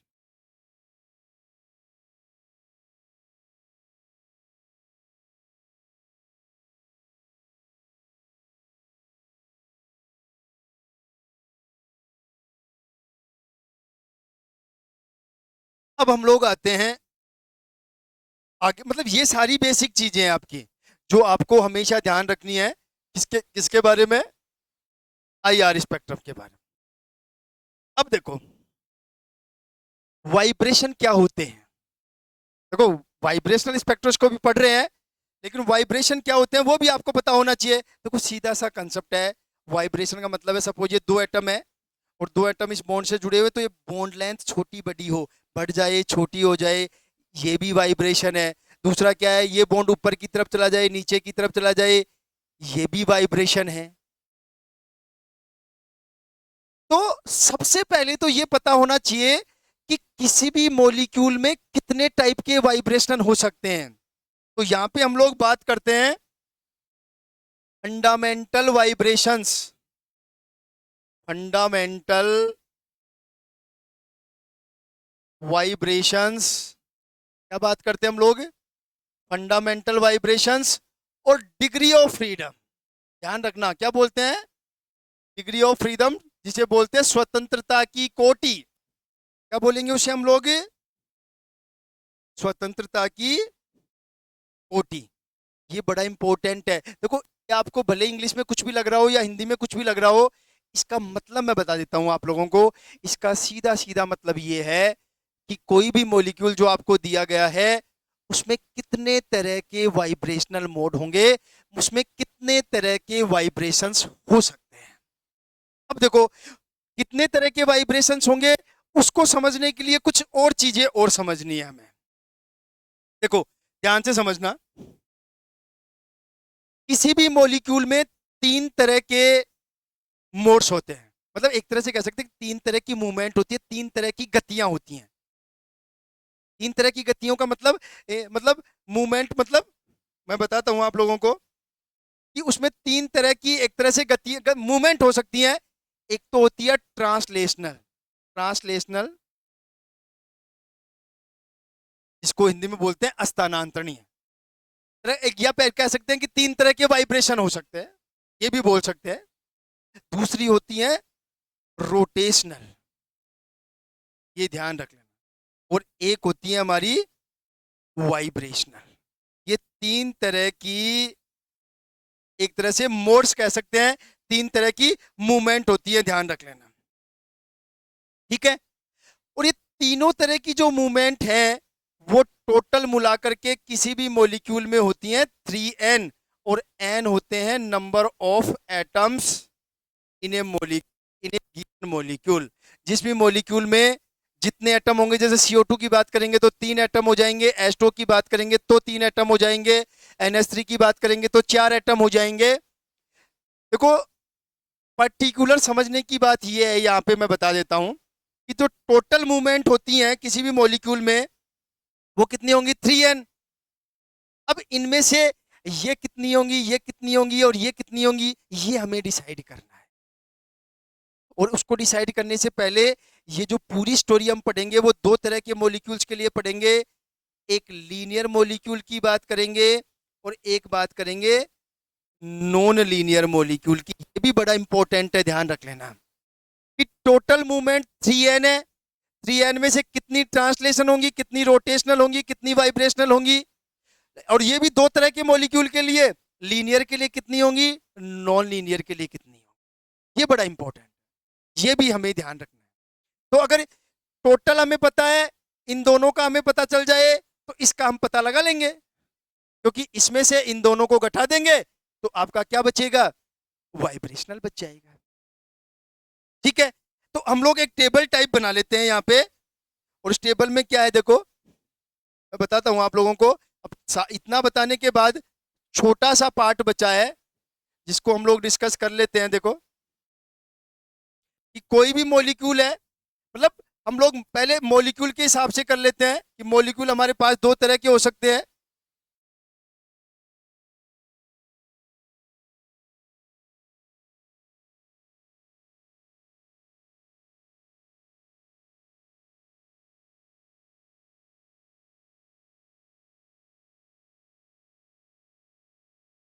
जस्ट नेक्स्ट पेज ले लेता हूं मैं, कोई दिक्कत नहीं है। देखो, मॉलिक्यूल्स हमारे पास दो तरह के हो सकते हैं।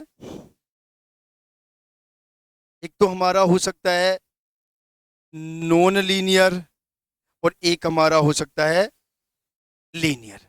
अब देखो, हम लोग अलग अलग total degree of freedom, total degree of freedom, ये तो देखो कॉमन ही रहेगी। कितनी होगी भाई दोनों में? मैंने अभी बताया था, इसमें भी 3n, इसमें भी 3n। देखो, एक एक चीज को आप लोग अच्छी तरह से समझ लेना।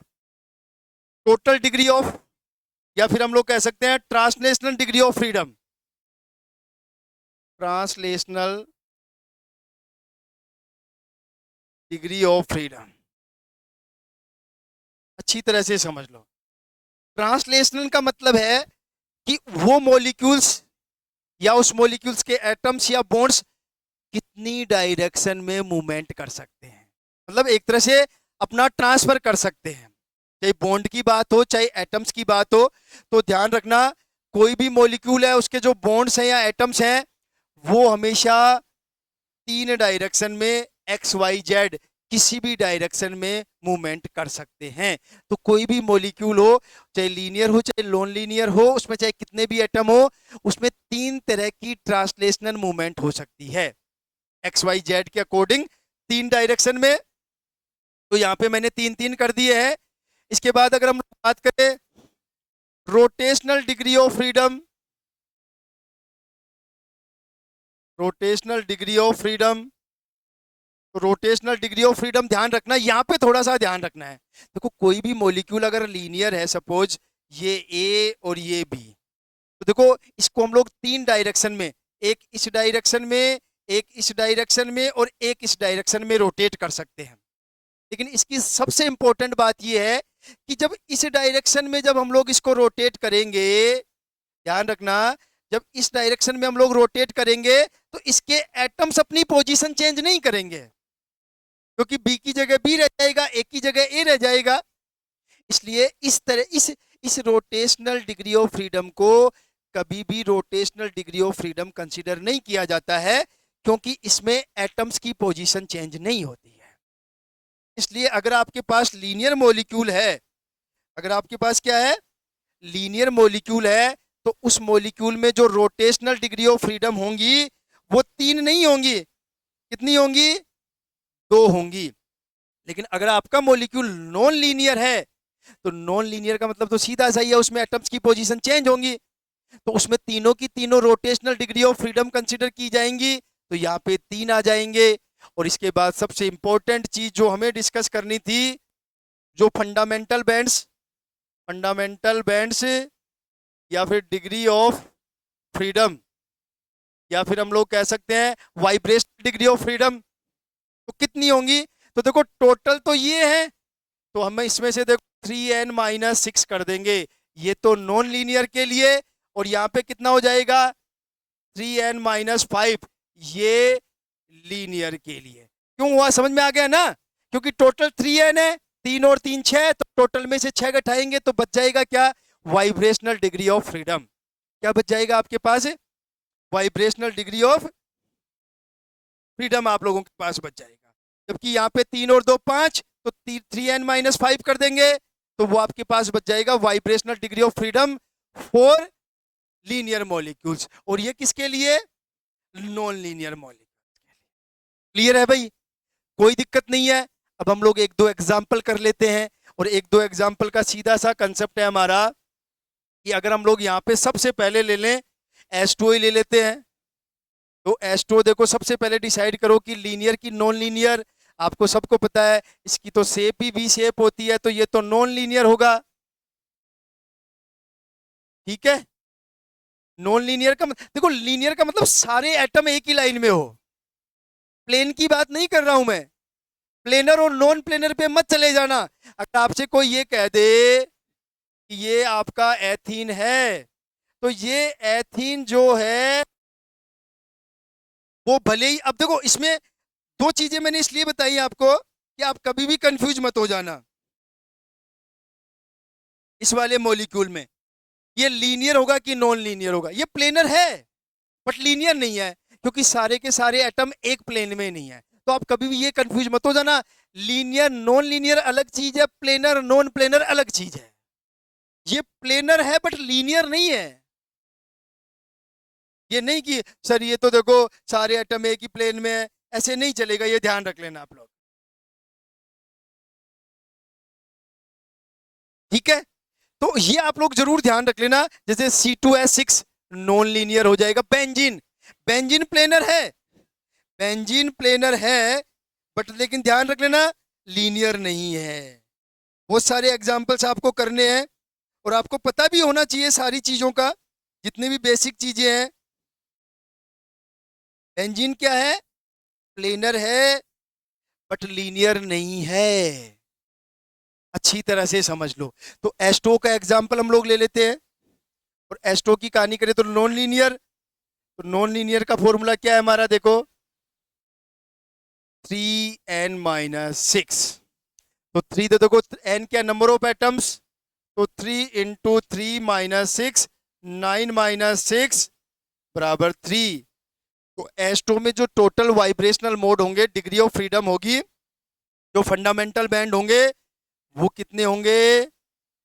3 हो जाएंगे। ऐसे ही अगर हम लोग अमोनिया की बात करें, तो अमोनिया की बात करें, total number of atom n बराबर कितना है? 4। तो नॉन लीनियर है। नॉन लीनियर है तो आपको पता है 3n - 6, 3 × 4, 3 × 4 - 6, तो 4 × 12, 12 में से 6 गए तो 6। तो ध्यान रखना, अमोनिया में जो फंडामेंटल बैंड होंगे, जो वाइब्रेशनल डिग्री ऑफ फ्रीडम होंगे, वो कितने होंगे आपके? 6 हो जाएंगे। ये सारी चीजें आपको पता होना चाहिए। देखो फिर बता रहा हूं, लीनियर नॉन लीनियर अलग चीज है, प्लेनर नॉन प्लेनर अलग चीज है। जैसे CO2 की बात करें अगर हम लोग, तीसरा एग्जांपल ले, तो देखो CO2 लीनियर भी है और प्लेनर भी है। तो इसके लिए जो फॉर्मूला लगेगा वो लगेगा 3n - 5। और 3n - 5 का मतलब 3 × 3 - 5। तो 9 में से 5, तो 4 बचे। तो देखो, एस्ट्रो में 3 डिग्री ऑफ फ्रीडम थे, और जो CO2 है उसमें 4 वाइब्रेशनल मोड ऑफ फ्रीडम होंगे। इसी का भी निकाल लेना। बस एक चीज और ध्यान रखना, इस फॉर्मूले को ट्रांजिशन स्टेट के लिए कभी आपको लिख के देते तो उसके लिए अप्लाई करते हैं 3n - 7। ये थोड़ा सा ध्यान रख लेना। अगर आपसे कभी भी पूछ लिया जाए कि कोई भी ट्रांजिशन स्टेट है, उसके लिए आपको वाइब्रेशनल मोड्स पूछे जाए, तो आपको 3n माइनस करके आना है। किसके लिए? ट्रांजिशन स्टेट्स के लिए। ये सारी चीजें अपने आप में बहुत इंपॉर्टेंस रखती हैं, अच्छी तरह से समझ लो। कोई भी इश्यू हो तो आप लोग पूछ लो। एक और इंपॉर्टेंट चीज देखो, जो वाइब्रेशनल मोड होते हैं हमारे, वो भी 2 तरह के होते हैं, ध्यान रखना।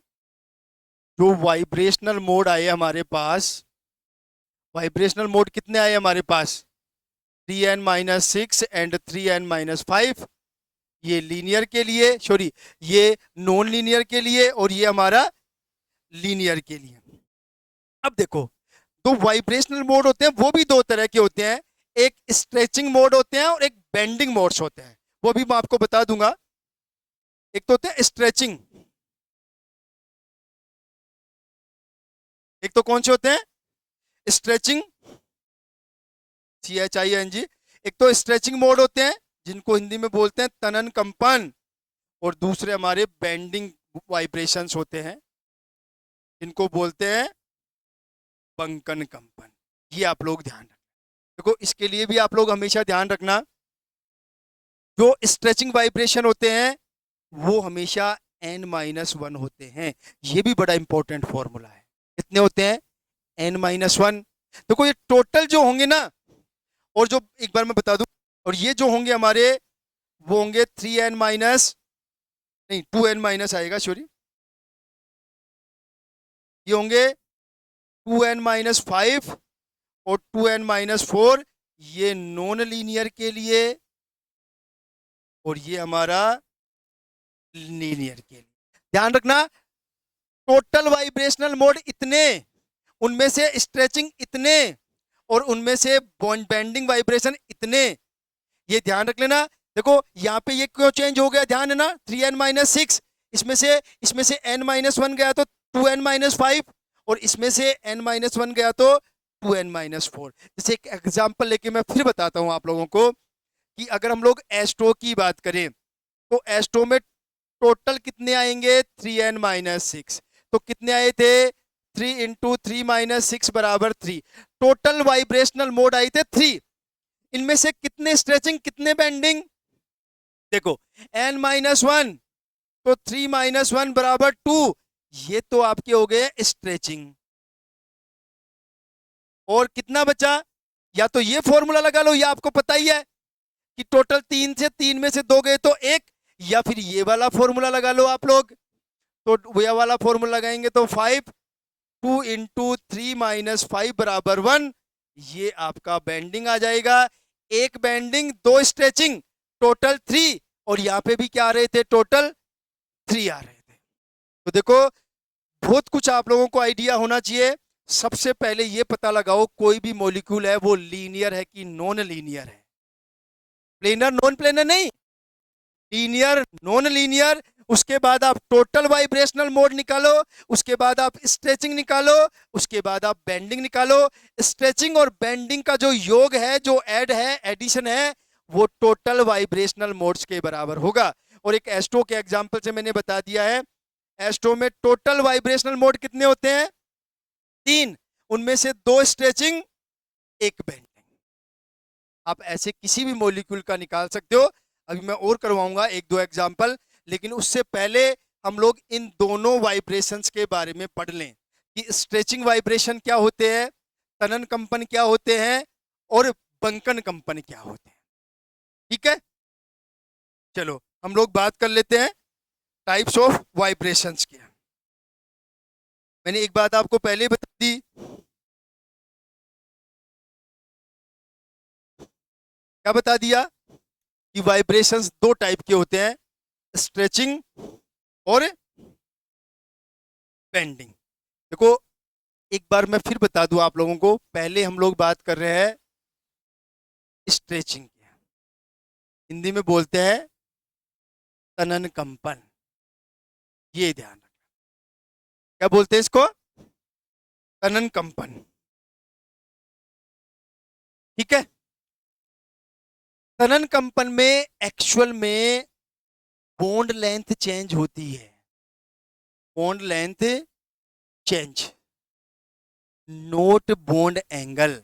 ये थोड़ा सा ध्यान रख लेना, बहुत इंपॉर्टेंट है कि जो आपका तनन कंपन है या जो आपका स्ट्रेचिंग वाइब्रेशन है, उसमें बॉन्ड लेंथ चेंज होगी, ना कि बॉन्ड एंगल। ध्यान रखना इस बात।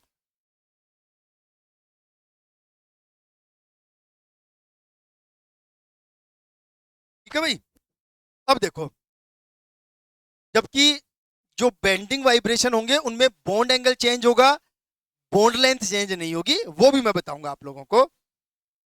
अब देखो सबसे इंपॉर्टेंट, ये जो आपका पहली चीज समझ में आ गई, स्ट्रेचिंग, बॉन्ड लेंथ चेंज होगी, बॉन्ड एंगल चेंज नहीं होगा। इसमें सबसे इंपॉर्टेंट पहलू ये है कि ये स्ट्रेचिंग जो वाइब्रेशन है, ये फिर 2 तरह के होते हैं। एक होते हैं सिमेट्रिक, ध्यान से समझ लेना, एक होते हैं सिमेट्रिक या सममित, सममित कंपन बोलते हैं, और दूसरा होता है एसिमेट्रिक, एसिमेट्रिक या असम्मित कंपन। ये इंपॉर्टेंट चीज है। जो स्ट्रेचिंग है वो 2 तरह के होंगे, सिमेट्रिक स्ट्रेचिंग वाइब्रेशन, और दूसरा हो जाएगा एसिमेट्रिक स्ट्रेचिंग वाइब्रेशंस।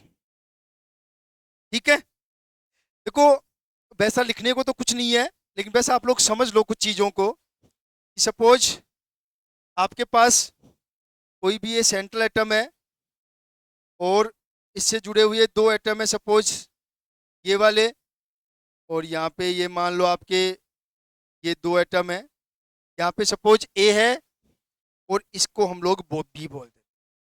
अब देखो सिमेट्रिक में क्या होगा कि या तो दोनों बॉन्ड लेंथ एक साथ इंक्रीज हो, या फिर दोनों बॉन्ड लेंथ एक साथ डिक्रीज हो। इस टाइप का जो वाइब्रेशन होते हैं उनको हम लोग बोलते हैं सिमेट्रिक वाइब्रेशंस। ध्यान रखना, अगर दोनों बॉन्ड लेंथ, ये वाला बॉन्ड, मतलब हम लोग कह सकते हैं कि दोनों बॉन्ड लेंथ, या तो दोनों बॉन्ड लेंथ एक साथ बढ़े या दोनों बॉन्ड लेंथ एक साथ डिक्रीज हो, इसको बोलते हैं सिमेट्रिक वाइब्रेशंस। अब आप लोग एसिमेट्रिक समझ ही गए होंगे। एसिमेट्रिक में मान लो आपके पास ये ए है और ये बी है और ये आपके 2 बॉन्ड और हैं। एसिमेट्रिक में क्या है, सपोज एक बॉन्ड लेंथ इंक्रीज हो और दूसरी बॉन्ड लेंथ डिक्रीज हो, या फिर हम लोग कह सकते हैं ये वाली बॉन्ड लेंथ इंक्रीज हो और ये वाली बॉन्ड लेंथ, ये वाली बॉन्ड लेंथ डिक्रीज हो और ये वाली बॉन्ड लेंथ इंक्रीज हो। इसको बोलते हैं एसिमेट्रिक वाइब्रेशंस। मीन सीधा सा कंसेप्ट है, अगर दोनों बॉन्ड लेंथ बढ़े तो सिमेट्रिक, दोनों घटे एक साथ तो सिमेट्रिक, एक बढ़े दूसरी घटे तो एसिमेट्रिक, ये बढ़े ये घटे तो भी एसिमेट्रिक। अब आप समझ गए होंगे, सिंपल तरीके से मैंने बताया। सबसे इंपॉर्टेंट चीज अब आपको ये ध्यान रखना है कि इन वाइब्रेशंस के लिए एनर्जी तो चाहिए। एनर्जी कहां से मिलेगी? आईआर रीजन से। अब एक सवाल ये उठता है कि इसमें ज्यादा एनर्जी की जरूरत कि इसमें ज्यादा एनर्जी की जरूरत? इसमें ज्यादा एनर्जी की जरूरत कि इसमें ज्यादा एनर्जी की जरूरत? तो ध्यान रखना, इस वाले में ज्यादा एनर्जी की जरूरत होगी, और ज्यादा एनर्जी की जरूरत होगी तो वेव नंबर भी ज्यादा होगा। ये ध्यान रख लेना, एसिमेट्रिक वाइब्रेशंस का जो वेव नंबर होगा वो सिमेट्रिक वाइब्रेशंस के वेव नंबर से ज्यादा होगा। This is very very important, ये ध्यान रख लेना आप लोग अच्छी तरह से, अच्छी तरह से ध्यान रख लेना। अभी एग्जांपल से बताऊंगा अभी मैं कि एसिमेट्रिक वाइब्रेशंस के लिए ज्यादा एनर्जी की जरूरत होती है, तो उसके लिए वेव नंबर भी क्या होगा? ज्यादा होगा। जस्ट एक मिनट आप लोग वेट करें।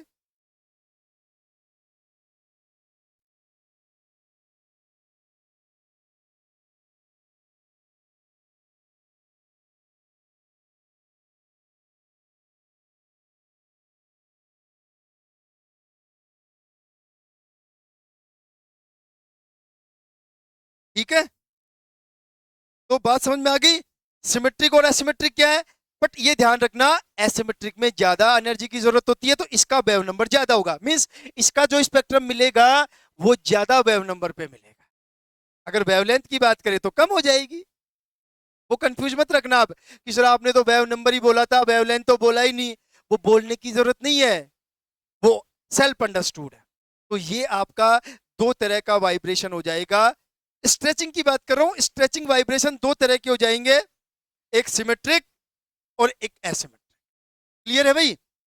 अब हम लोग बात कर लेते हैं बेंडिंग वाइब्रेशंस की।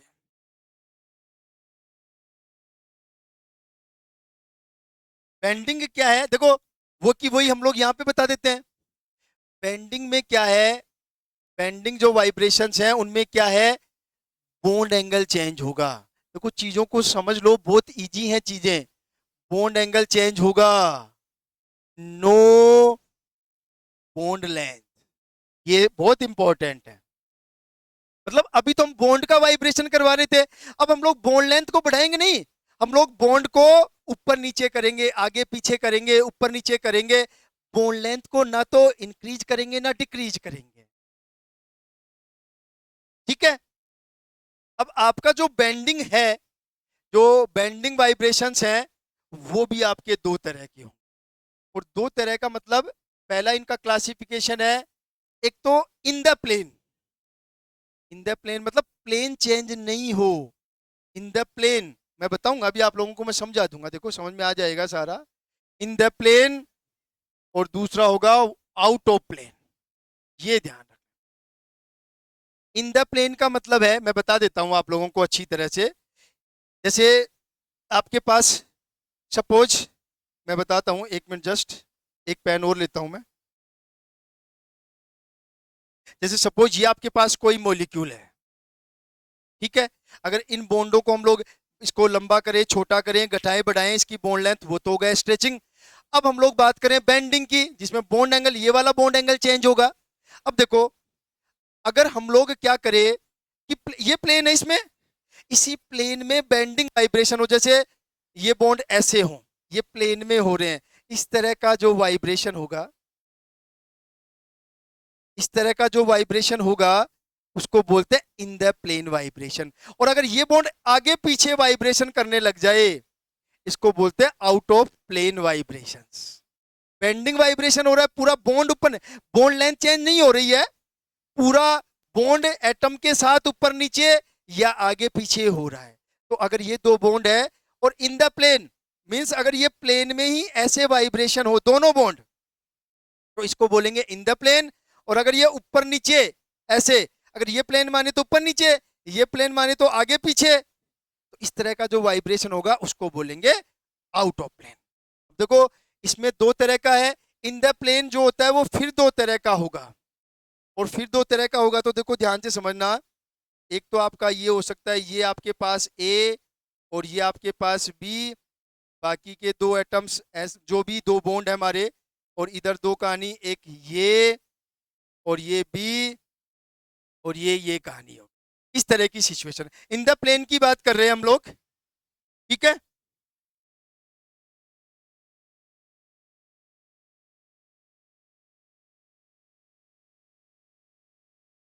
अब इन द प्लेन में देखो, अगर दोनों बॉन्ड, ध्यान रखना, अगर दोनों बॉन्ड ये इधर और ये इधर, या फिर हम लोग ये कह सकते हैं ये इधर और ये उधर, मीन्स हम लोग कह सकते हैं कि एक दूसरे की अपोजिट डायरेक्शन में मूवमेंट हो। मतलब अगर हम लोग बताएं, अभी मैंने बताया आप लोगों को कि जैसे ये वाला है, तो दोनों, ये दोनों बॉन्ड या तो ऐसे या फिर दोनों दूर की तरफ जाएंगे, ऐसे ऐसे ऐसे, मीन्स सेम टू सेम हमारी सीजर कैंची जो होती है, कैंची को आप चला के देखो, या तो दोनों पास आएंगे या दोनों दूर जाएंगे, लेकिन एक ही प्लेन में रहेंगे। इस तरह का जो वाइब्रेशन होते हैं इनको बोलते हैं, ये जो वाइब्रेशन, ये पहला ही बता रहा हूं, उसके दो तरीके, ये क्या हो जाएगा, scissoring vibration, scissoring bending vibration, ठीक है। दूसरा इसी का बता रहा हूं, दूसरा इसी का इन द प्लेन में ही चल रहे हैं अभी हम लोग। और इन द प्लेन में क्या हो सकता है, देखो ये ए, ये बी, ये आपका तीसरा और ये आपका चौथा बैंड बॉन्ड जो भी है, ये ए, ये बी, ये आपका तीसरा और ये आपका चौथा बॉन्ड। अब क्या हो कि दोनों एक ही डायरेक्शन में, ये इधर तो ये भी इधर, और अगर ये इधर तो ये भी इधर, तो इस तरह का जो वाइब्रेशन होता है वो भी प्लेन में ही है, और इसको बोलते हैं rocking vibration, rocking bending vibration. तो आप ध्यान रखना, अगर कैंची की तरह चलता है एक ही प्लेन में तो सीजरिंग, और अगर दोनों बॉन्ड एक ही डायरेक्शन में, मीन्स ये दोनों बॉन्ड मतलब ऐसे, या फिर दोनों बॉन्ड साथ की साथ ऐसे, इसको हम लोग बोलेंगे रोकिंग। लेकिन ये दोनों कहानी किसकी है, इन द प्लेन की कहानी है। किसकी कहानी है, इन द प्लेन की कहानी है। अब हम लोग बात कर लेते हैं आउट ऑफ प्लेन की। आउट ऑफ प्लेन भी आपका जो होगा, देखो आउट ऑफ प्लेन ये एक तरह से पार्ट है बेंडिंग वाइब्रेशन का।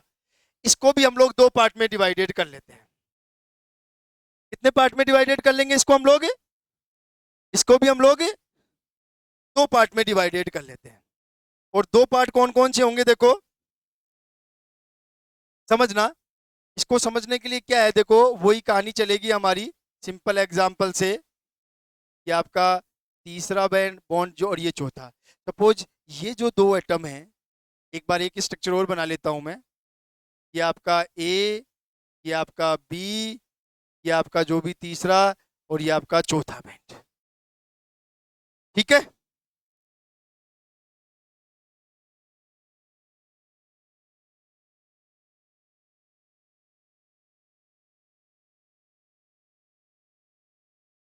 इसके बाद की क्या कहानी है, देखो अगर यहां से हम लोग बात करें तो हम लोग आउट ऑफ प्लेन की, तो सपोज ये बोर्ड इस प्लेन में है, सपोज ये एटम भी ऊपर की तरफ चला जाए और ये एटम भी ऊपर की तरफ चला जाए, मीन्स मैं क्या कह सकता हूं आप लोगों को यहाँ पे, कि अगर सपोज ये वाले हैं यहाँ से, तो ये दोनों जो हैं, ये दोनों बॉन्ड या दोनों एटम है, वो इधर की तरफ चले जाए या फिर इधर की तरफ चले जाए, वो दोनों इधर की तरफ चले जाए या फिर इधर की तरफ चले जाए, ठीक है। दोनों ऊपर की तरफ चले जाएं लेकिन दोनों नीचे की तरफ, लेकिन जाएंगे दोनों एक साथ। और यहां पे अगर हम लोग बात करते हैं, तो अगर ये ऊपर की तरफ जाए तो ये नीचे की तरफ चला जाए, ये मतलब ये दोनों या तो ऊपर की तरफ जाएं या ये दोनों नीचे की तरफ जाएं। ये अगर ऊपर की तरफ जाए तो ये नीचे की तरफ, और अगर ये नीचे की तरफ जाए तो ये ऊपर की तरफ जाए। तो ध्यान रखना, अगर आउट ऑफ प्लेन में दोनों एटम एक साथ करते हैं, दोनों ऊपर की तरफ या दोनों नीचे की तरफ, उसको बोलते हैं वैगिंग। क्या बोलेंगे इसको, वैगिंग। और अगर एक ऊपर की तरफ दूसरा नीचे की तरफ जाए तो इसको बोलते हैं ट्विस्टिंग। ये सारा आपको ध्यान रखना है और ये सारा बड़ा इंपॉर्टेंट है। एक बार यहां तक चेक कर लो, टाइप्स ऑफ वाइब्रेशन मैंने बता दिया है, किसी को कोई इश्यू नहीं होना चाहिए यहां तक। एक बार सारा चेक कर लो आप लोग, सारा का सारा यहां तक एक बार देख लो। टाइप्स ऑफ वाइब्रेशन जितने भी हो सकते थे मैंने सारे बता दिए आप लोगों को। एक बार आगे की कहानी आप लोग देख लो, ठीक है। आगे की कहानी एक बार आप लोग देख लो।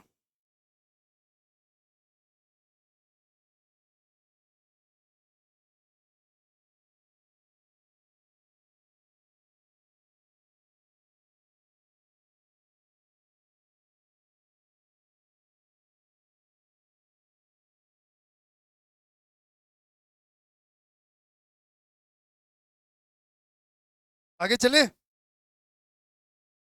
तो ये आपका टाइप्स ऑफ वाइब्रेशंस हो गए हैं। यहां तक एक बार चेक करो, दो तरह के वाइब्रेशन होंगे, स्ट्रेचिंग बेंडिंग। स्ट्रेचिंग फिर दो तरह के, सिमेट्रिक एसिमेट्रिक। बेंडिंग फिर दो तरह के, in the plane out of plane. In the plane फिर दो तरह के, सीजरिंग और रॉकिंग। और जो आउट ऑफ प्लेन है वो फिर आपके दो तरह के, वैगिंग और ट्विस्टिंग। वो मैंने आपको सारा बता दिया। ये आपका वैगिंग है, ये आपका ट्विस्टिंग है। दोनों एटम एक साथ ऊपर या फिर दोनों एटम एक साथ नीचे, मीन्स दोनों एटम एक साथ आउट ऑफ प्लेन, चाहे ऊपर की तरफ जाएं चाहे नीचे की तरफ जाएं, तब आपका वैगिंग होगा। और अगर एक एटम ऊपर की तरफ आउट ऑफ प्लेन, दूसरा एटम नीचे की तरफ आउट ऑफ प्लेन, तब आपका क्या होगा, ट्विस्टिंग हो जाएगी। ठीक है, किसी को कोई इश्यू यहां तक? बहुत इंपॉर्टेंट चीजें हम लोग डिस्कस कर चुके हैं और ये सारा आपको पता भी होना चाहिए। देखो एक बार चेक कर लो, अगर कोई भी इश्यू हो तो आप लोग पूछ सकते हो मेरे से। ठीक है, आगे चले फिर। देखो आगे की क्या कहानी है। अब आगे कुछ एग्जाम्पल्स हम लोग डिस्कस कर लेते हैं। देखो एग्जाम्पल में हम लोग दो एग्जाम्पल जो वेल नोन एग्जाम्पल होते हैं उन दोनों को हम लोग डिस्कस करते हैं। देखो एक तो वेल नोन एग्जाम्पल आपका H2O। देखो H2O नॉन लीनियर है। देखो चीजों को समझ लो आप लोग। तो इसके लिए हमने फॉर्मूला लगाया 3n-6 और इसके अकॉर्डिंग टोटल वाइब्रेशनल मोड हमारे पास आ गए हैं 3। ठीक है, इनमें से दो तो स्ट्रेचिंग होंगे और ध्यान रखना दो स्ट्रेचिंग होंगे तो एक तो सिमेट्रिक होगा। देखो अब आप ये भी समझ लो, देखो एक तो स्ट्रेचिंग सिमेट्रिक हो गया है आपका, ध्यान से समझो अच्छी तरह से। एक चीज और मैं बताना भूल गया, ध्यान रखना जो स्ट्रेचिंग वाइब्रेशन होते हैं, जो स्ट्रेचिंग वाइब्रेशन होते हैं उनके लिए हमेशा ज्यादा एनर्जी की जरूरत होती है एज कंपेयर टू बेंडिंग। तो ध्यान रखना स्ट्रेचिंग वाइब्रेशन के लिए हमेशा ज्यादा एनर्जी की जरूरत पड़ेगी, जबकि बेंडिंग वाइब्रेशंस के लिए हमेशा कम एनर्जी की जरूरत पड़ेगी। वो हम लोग समझ लेते हैं। तो ये आपका एक तो सिमेट्रिक हो गया, दूसरा आपका एसिमेट्रिक हो गया। H2O में तीन वाइब्रेशनल मोड होंगे, एक सिमेट्रिक, दूसरा एसिमेट्रिक और तीसरा आपका होगा सीजरिंग टाइप का। ये मान लो आप ये सीजरिंग टाइप का, इतना ध्यान रखने की जरूरत नहीं है। अब देखो सबसे ज्यादा जो वेव नंबर, सबसे ज्यादा एनर्जी की जरूरत होगी एसिमेट्रिक में, फिर सिमेट्रिक में और फिर सीजरिंग में। तो ध्यान रखना इसका एसिमेट्रिक का जो वेव नंबर आता है वो आता है आपका 3756 सेंटीमीटर इनवर्स। फिर सिमेट्रिक के लिए वो आपका आता है 3652 सेंटीमीटर इनवर्स। अब आप लोग समझ गए होंगे जो मैंने बताया था आपको, इसके लिए सबसे कम, और ये आपका आता है 1596 सेंटीमीटर इनवर्स। इसलिए मैं कह रहा था कि सारी चीजें तब समझ में आएंगी जब आपको बेंडिंग और स्ट्रेचिंग वाइब्रेशन का पता चल जाए। तो यहां तक किसी को कोई इश्यू भाई? तो H2O में हमने अच्छी तरह से पता लगा लिया है तीन तरह के वाइब्रेशंस मोड होंगे, दो स्ट्रेचिंग एक बेंडिंग, दो स्ट्रेचिंग में एक सिमेट्रिक एक एसिमेट्रिक। एसिमेट्रिक के लिए ज्यादा एनर्जी ज्यादा wave number 3756 centimetre inverse, symmetric के लिए 3652 सेंटीमीटर, और सीजरिंग जो कि बेंडिंग वाइब्रेशंस हैं उसके लिए सबसे कम 1596 सेंटीमीटर इनवर्स। ऐसे ही देखो एक और इंपॉर्टेंट चीज बता देता हूं मैं आप लोगों को। हम लोग बात करते हैं CO2 की, देखो समझना। और CO2 आपको सबको पता है कि CO2 लीनियर मॉलिक्यूल है, और लीनियर मॉलिक्यूल है तो 3n-5 का फॉर्मूला लगेगा। और इसके अकॉर्डिंग इसका vibrational mode, total vibrational mode जो आएंगे वो कितने आएंगे? 4 आएंगे, ध्यान रख लेना। कितने वाइब्रेशनल मोड आएंगे टोटल? 4 वाइब्रेशनल मोड आएंगे। अब देखो समझो आप, इनमें से कितने, ध्यान रखना, n-1 और 2n-4। देखो n-1 मतलब 4-1 बराबर 3, और यहां से आप फॉर्मूला लगा लेना, तो 2 इंटू 4 माइनस, नहीं, जस्ट 1 मिनट, मैंने कहीं फॉर्मूला और गड़बड़ लिख दिया ना। n-1, जस्ट 1 मिनट बस।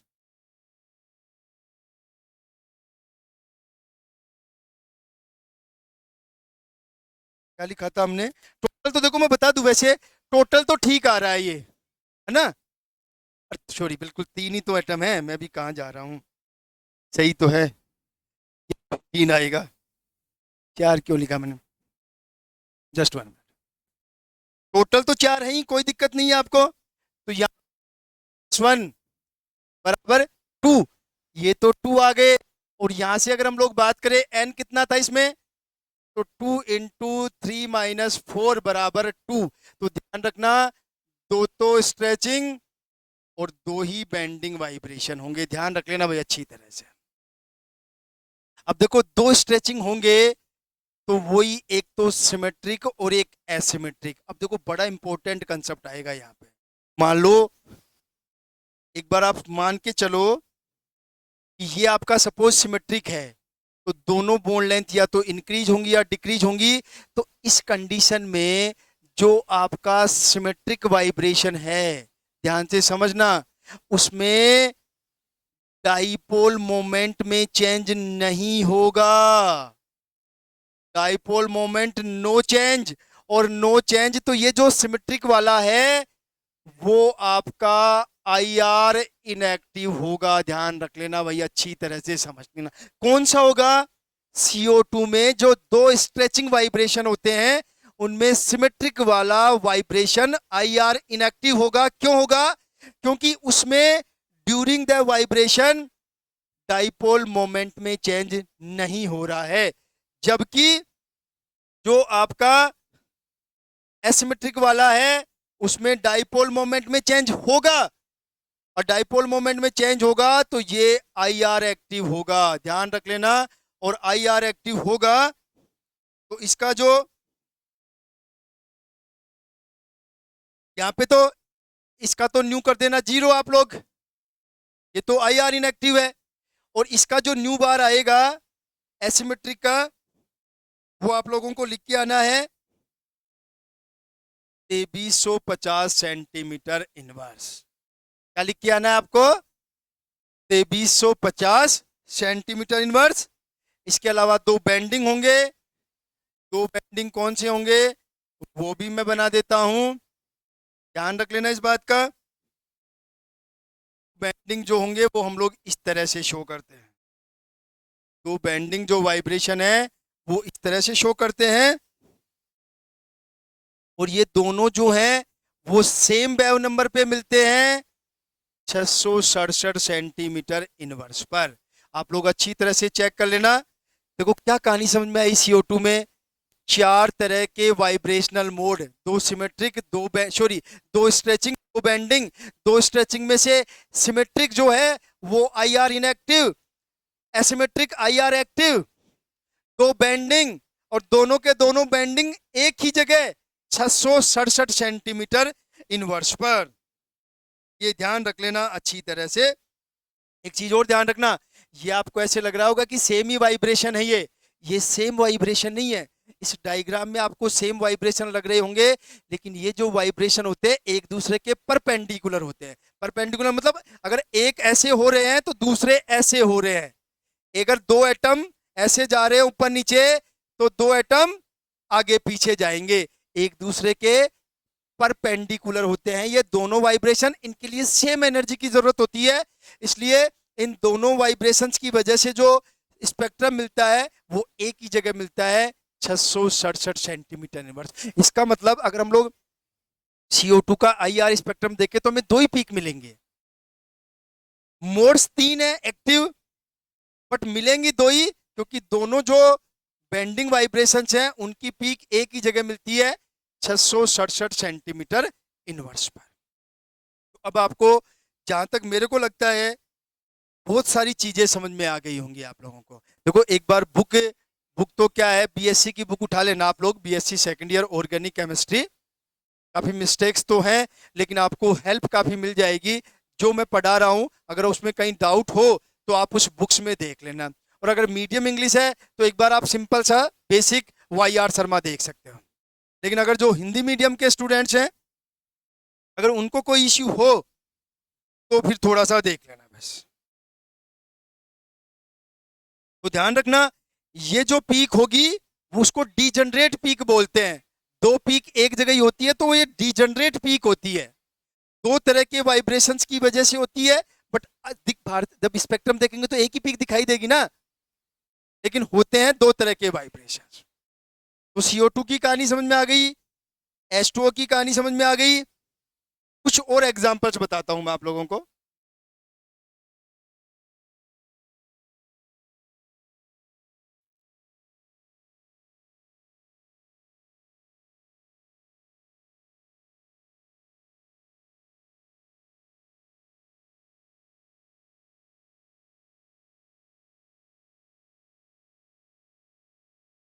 कुछ एग्जांपल्स में क्या है, वैसे आप लोग कर लेना अगर चाहो तो, बाकी मैं बता देता हूं। C2H6 में हमें टोटल वाइब्रेशनल मोड बताने हैं, ठीक है। हमें total stretching mode, stretching vibrations बताने हैं, हमें टोटल बेंडिंग वाइब्रेशंस बताने हैं। देखो सीधा सा कंसेप्ट है, कितने एटम है भाई, टोटल एटम है हमारे पास 8। देखो सबसे पहले इंपॉर्टेंट चीज वही है, लीनियर की नॉन लीनियर। तो पहला पहला कंसेप्ट क्लियर हो गया है, नॉन लीनियर। और नॉन लीनियर के लिए हम लोग फॉर्मूला लगा देंगे 3n-6। और 3n-6 का फॉर्मूला लगाया तो कोई इश्यू नहीं है, एटम 8 है तो 3 × 8 - 6 कितना हुआ, 24 - 6 × 18। टोटल वाइब्रेशनल मोड कितने आएंगे, 18। इसमें C2H6 एथेन में। अगर बात करें स्ट्रेचिंग की, तो स्ट्रेचिंग की बात करें तो टोटल तो 18 आ गए। Stretching n-1 means 8 - 1 7। 7 total mode 18, उनमें से 7 स्ट्रेचिंग वाइब्रेशन। अब वैसे देखा जाए तो 18 में से 7 गए तो 11। 11 बेंडिंग वाइब्रेशन होंगे। फॉर्मूला भी यूज कर लेते हैं, 2n-5। तो 2 × 8 - 5 कितना आया, 16 - 5 = 11। इसका मतलब करेक्ट 11 और 7 18। टोटल वाइब्रेशनल मोड C2H6 में कितने आए, 18, जिनमें से स्ट्रेचिंग कितने, 7, बेंडिंग कितने, 11। ठीक है। ऐसे ही हम लोग किसके निकाल सकते हैं, NH4 NH3 के आप लोग निकालना। ऐसे ही हम लोग किसके निकाल सकते हैं, बेंजीन के। बेंजीन का फॉर्मूला क्या है, C6H6। लीनियर की non linear, benzene non linear. और नॉन लीनियर का मतलब क्या लिखूंगा, 3n - 6। टोटल एटम कितने हैं भाई मेरे पास, टोटल एटम कितने हैं मेरे पास, 12। तो 3 × 12 - 6 36 - 6 = 30। बेंजीन में टोटल वाइब्रेशनल मोड कितने होंगे, 30 13। ठीक है। और 13 में से बेंडिंग और स्ट्रेचिंग आप लोग निकाल लेना। देखो स्ट्रेचिंग तो क्लियर है, n-1 तो 12-1 11 स्ट्रेचिंग वाइब्रेशंस होंगे बेंजीन में। कितने स्ट्रेचिंग वाइब्रेशंस होंगे? 11। तो बेंडिंग कितने होंगे? तो 30 में से 11 निकाल दो तो 19 बेंडिंग वाइब्रेशंस होंगे बेंजीन में। ठीक है भाई, काफी कुछ मैंने बता दिया आप लोगों को। 1 मिनट और, एक कॉल आ रहा है।